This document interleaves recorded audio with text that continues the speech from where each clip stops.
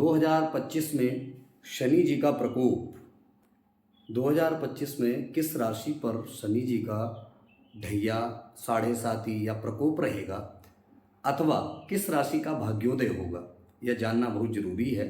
2025 में बहुत सारी राशियों में बहुत परिवर्तन होने वाले हैं। कुछ राशियों पर बहुत अच्छा प्रभाव दिखेगा, कुछ राशियों के लिए बहुत संघर्ष रहेगा। वैदिक ज्योतिष शास्त्र के अनुसार अगर बात की जाए तो इस साल शनिदेव की चाल बदलने वाली है। कई राशियां प्रभावित होंगी, कई राशियों पर प्रभाव पड़ेगा, कई राशियों में अच्छा भी परिवर्तन देखने को मिलेगा। शनिदेव मकर राशि में प्रवेश करेंगे और वहां करीब 138 दिन रहेंगे। 138 दिनों तक उल्टी चाल चलेंगे।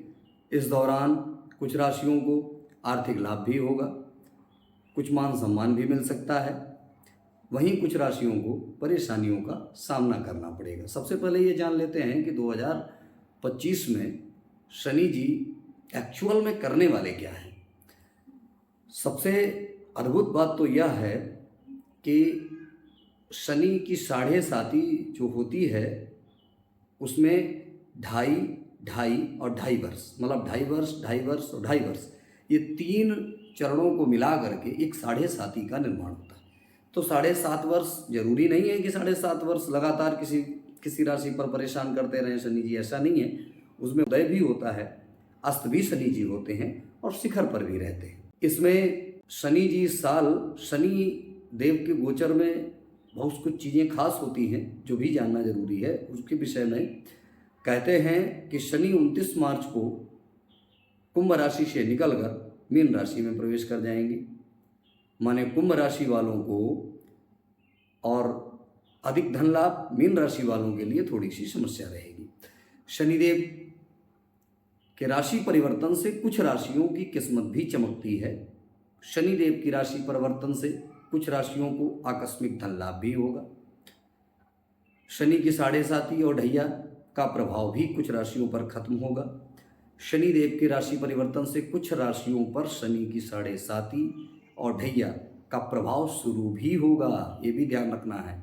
आज बात करते हैं इसी चरण में मेष राशि के विषय में कि मेष राशि वालों के लिए यह वर्ष शनि जी के लिए, शनि जी की दृष्टि में कैसा रहे। मेष राशि के जातकों के लिए शनि 10वें और 11वें भाव के स्वामी होते हैं। अब शनि का गोचर आपके द्वादश भाव में होने जा रहा है, 12वें भाव में होने जा रहा है। इस भाव से व्यक्ति के विदेश, एकांत, अध्यात्म, व्यय का विचार किया जाता है 12वें भाव से। इस भाव में विराजमान शनि की दृष्टि आपके द्वितीय माने दूसरे, छठे और भाग्य स्थान पर रहेगी। मेष राशि के जातकों के लिए शनि का यह गोचर कुछ प्रतिकूल परिणाम लेकर के आ सकता है।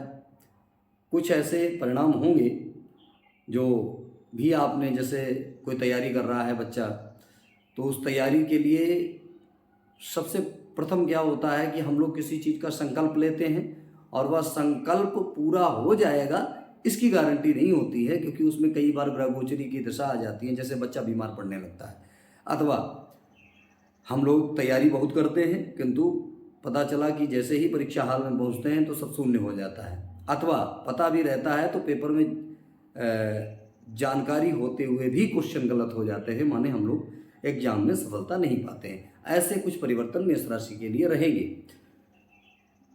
आपको अपने स्वास्थ्य का विशेष ध्यान रखना होगा। यात्रा वगैरह पर विशेष ध्यान रखें। वाहन वगैरह अगर चला रहे हैं तब भी चोट चपेट लगने के चांस हैं, अथवा एक्सीडेंट वगैरह भी होने के चांस प्रबल रहेंगे। आमदनी से अधिक खर्चा होगा। जो भी पैसा कमा रहे होंगे उसमें भी लक्ष्मी का गमन अधिक होगा, जाना बहुत रहेगा। पारिवारिक वाद विवाद की संभावना बन सकती है। पैतृक संपत्ति को लेकर के कुछ अड़चनें आएंगी, कुछ प्रॉब्लम्स क्रिएट होंगी। अपने खर्चों को लेकर के सावधान रहें। भाग्य का साथ मिलेगा। धर्म कर्म में आपकी रुचि बढ़ेगी, लेकिन याद रखें कि जितना धार्मिक रहेंगे आप अपने कुल देवता का अथवा अपने राशिगत देवता का, लग्न राशि देवता का अवश्य स्मरण रखें, अवश्य ध्यान करें। अपने पूर्वजों के साथ किसी धार्मिक यात्रा पर भी जा सकते हैं। जो आपके बाबा हों, नाना हों, इनके साथ भी आपका धार्मिक यात्रा का प्रचलन जुड़ा रहेगा। विशेष चीज क्या याद रखनी है मेष राशि वालों को, अपने इस समय को बेहतर कैसे बना सकते हैं। शनि जी का जो भी काल चल रहा है वह तो आपको लाभ और हानि के चक्र में रखेंगे ही।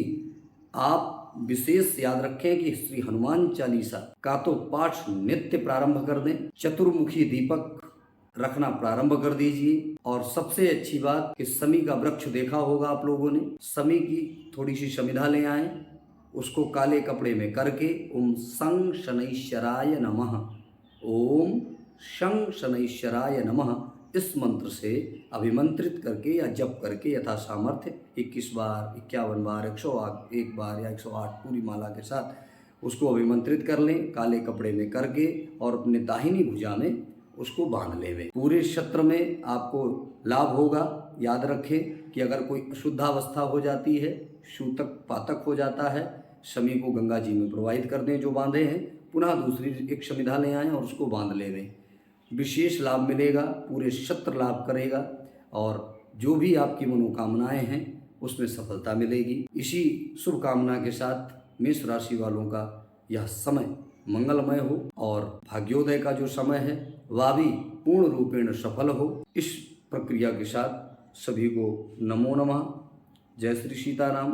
और एक विशेष बात, किसी भी प्रकार की अगर समस्या आ रही हो, रोग आदि से पीड़ित हैं, तो अपने परिवारजनों को या जो भी आपसे संबंधी जुड़े हैं उनको फलित दर्पण के विषय में अवश्य बताएं, सब्सक्राइब करवाएं। छोटी छोटी सी समस्याओं के लिए हमसे संपर्क भी कर सकते हैं आप, हमारा नंबर स्क्रीन पर चलता है। नमो नमः, जय श्री सीताराम।